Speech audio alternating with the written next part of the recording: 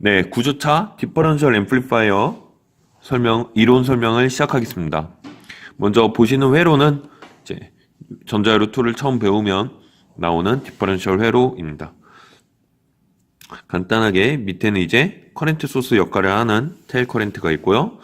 전체 바이어스는 이 테일 커렌트가 잡아주며 왼쪽에 커렌트 미러로서 바이어스를 잡아주고 있습니다. 위쪽에 두 BJT에는 AC 커플링을 위해서 캡이 두 개가 존재하고 각각 10K의 베이스 저항을 통해서 베이스와 연결됩니다. 보시면 한 가지 특이한 점이 있는데 여기에 70피코의 캡이 VDD로 연결되어 있습니다. 이는 AC 이게 이제 70피코가 아니라 1mF 정도 충분히 크게 되어야 하는데 이는 VDD나 VSS 어디든 상관없이 이제 DC로 연결되어야 합니다. 왜냐하면 이 캡은 AC 쇼트를 위해서 존재하는 건데요. 이제 이쪽 노드가 양쪽으로 연결되어 있다 보니 이제 DC는 전달되는데 AC 입장에서 이쪽으로 패스가 보이면 ACM이나 DM에 영향이 있을 수 있으므로 이런 AC 쇼트를 시키는 캡이 존재합니다. 이제 이후에 특정 동영상을 보시면 오실로스코프에서 2채널을 통해서 시그널을 받아들이는 것을 확인할 수 있을 텐데요.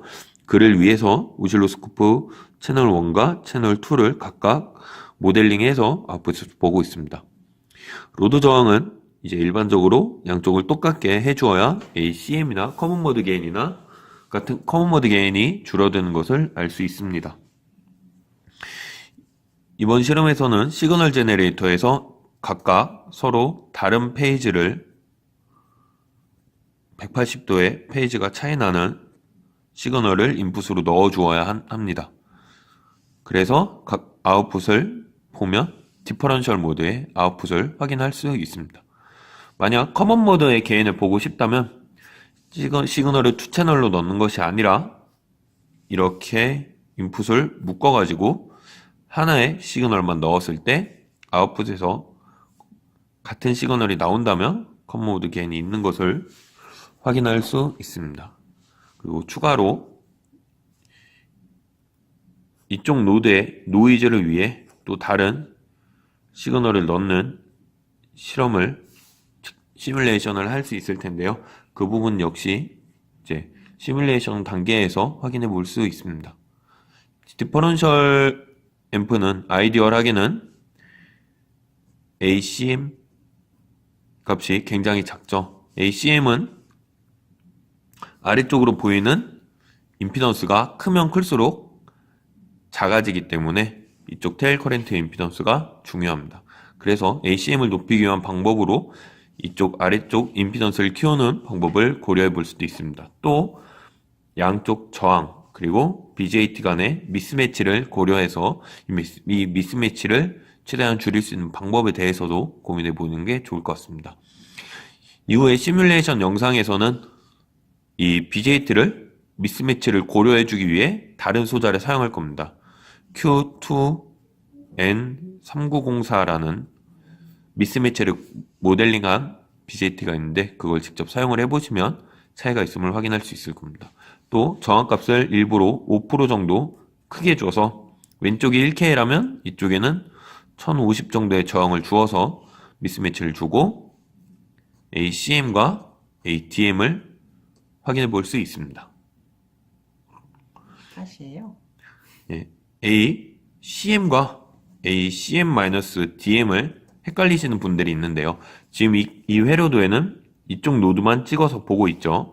이거는 ACM을 위한 회로입니다. 워드의 문서에 보면 ACM과 ACM-DM의 측정하는 스키매틱이 조금 다른 것을 확인할 수 있을 텐데요. ACM은 한쪽 노드의 아웃풋만 보는 것이고 ACM-DM은 두 노드를 같이 봐서 아웃풋을 빼주는 것을 의미합니다. 아이디얼한 상황에서는 ACM-DM이 플러스를 AC 시뮬레이션을 해보면 아예 0이 나올 겁니다. 하지만 미스매치를 준다면 이 값이 다르게 나올 텐데요.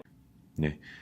ACM-DM을 보면 아이디얼하게는 이제 주파수에 상관없이 0이 나오는 것을 확인할 수 있습니다. 하지만 미스매치를 주면 CN과 마찬가지로 이런 식의 경향이 나오는 것을 확인할 수 있는데요.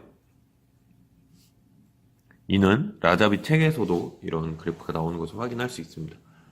이거에 대해서 이유를 책을 통해서 확인해 보시기 바랍니다. 좀 더 주파수를 가다 보면 이런 식으로 나오겠죠. 예. 이 각 노드마다 이유가 있습니다. 그것을 책을 통해서 혹은 생각을 통해서 분석을 해서 레포트에 작성해 주시기 바랍니다. 이상입니다.